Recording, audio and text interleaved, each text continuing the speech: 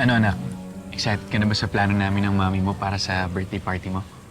Sobrang grand naman po, Daddy. Siyempre anak, deserve mo yung ganun. Lalo sa lahat ng pinagdaanan natin.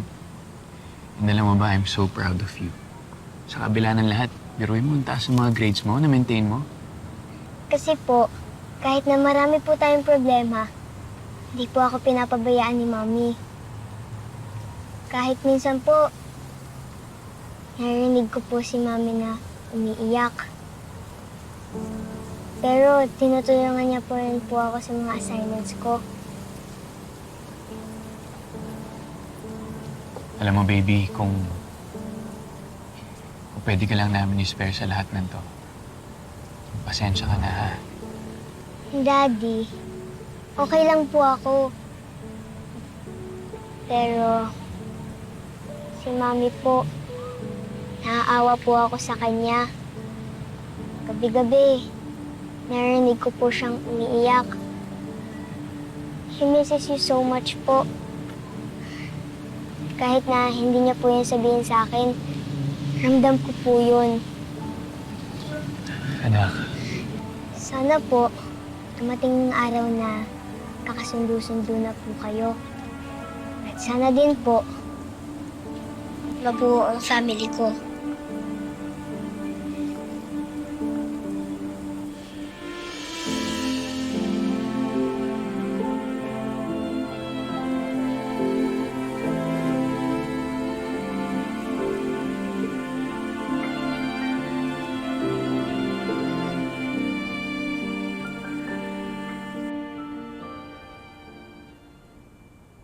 Hindi ganoon kadali para makapagsimula ng bagong buhay ang mga katulad natin. Pero sige. Tutulungan ko kayo. Magtutulungan tayo. Kausa, maraming salamat. At gagawin kong lahat para maging maayos ang buhay natin. Pati na rin ang magiging anak ko kay Christy. Alam na ba ni Christine na nakalaya ka na? Oo nga, no. Baka napanood niya sa balita. Hindi ko pa pala nababanggit kay ni Christine. Oo, eh. Kailan kayo huling nag-usap? Tay, matagal na po yun eh. Bakit tay? Balak niyo na po ba siyang kausapin?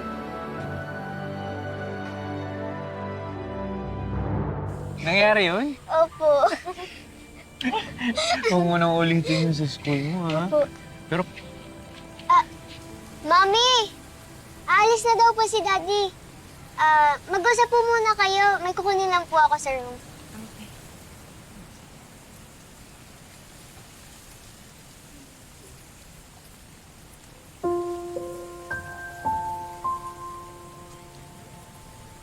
Jordan, salamat sa pagpunta mo dito. Malaking bagay ito para kay Tori. ako nga dapat magpasalamat eh. Hindi mo inilayo yung loob ni Tori sa akin. Paniliwanag mo rin na maayos yung naging desisyon ko. Malaking bagay yung para sa akin, Christy.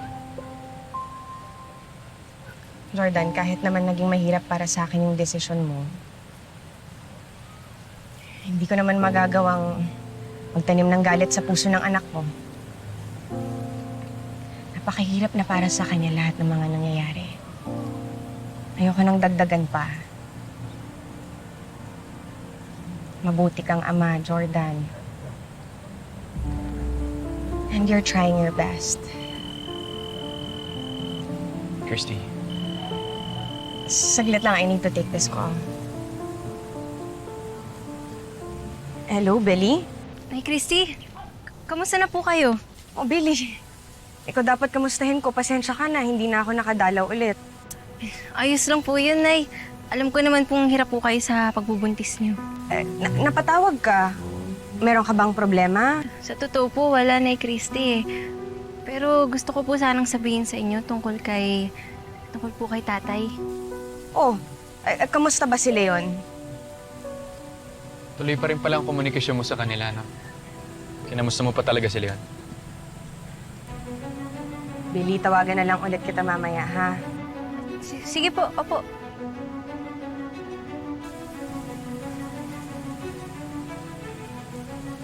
Jordan, walang masama sa pakikipag-usap ko kay Billy. Kapatid pa rin siya ng anak ko. Makipagmabutihan ka sa kanila. Jordan, ano ka ba? Napalapit din ako noon kay Billy. Hindi mo naman buhay yun eh. At saka hindi mo sila pamilya. Ba't hanggang ngayon gusto lang sumisingit sa buhay natin?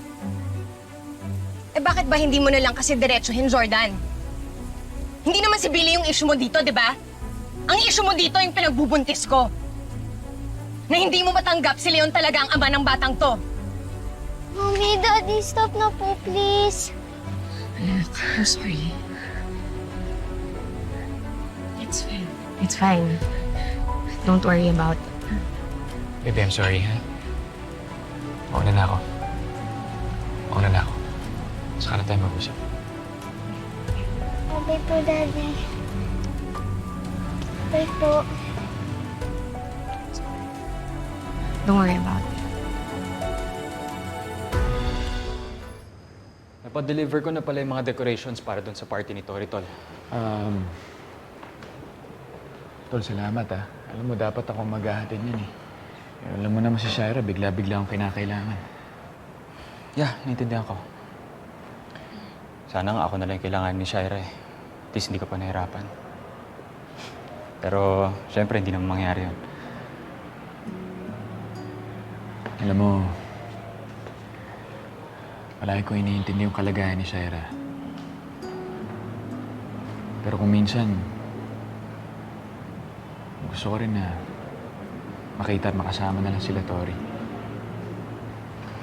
Namimiss mo sila. Lalo na si Christy.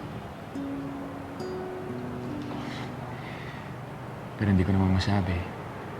Hindi ko maamin. Sinaalala ko si Leon, Tol. Siya yung laging dahilan kung ba't nag-aaway kami ni Christy. Especially nung nalaman ko na nakikipag-usap siya sa kanila. Bad trip. Hindi ko matanggap eh. Nung nakita ko si Christy, Tol, gusto ko lang siya akapin. Gusto kong bumalik sa dati. Yung wala lahat ng to, yung wala pa yung ganitong problema. Nung wala pa si Leo. Nung hindi pa buntis si Christy sa kanya. Alam mo, Tol, hindi mo na mababago yung nangyari na. Pero kailangan kong lulukin. Pero kung mahal mo talaga si Christy, Tol, Jeff, ang unfair. Ang unfair ng buhay. sa akin mo talaga sasabihin niya. Alam mo, Jordan, kung fair ang mundo, si Shaira sa akin siya dapat, hindi sa'yo. Pero wala eh. Ganun talaga. Kailangan ko tanggapin. Pero ikaw, Tol, swerte ka pa nga eh. Si Christy hindi pa tuluyan kay Leon. Pero kung papabayaan mo, baka tuluyan siya mawala sa'yo.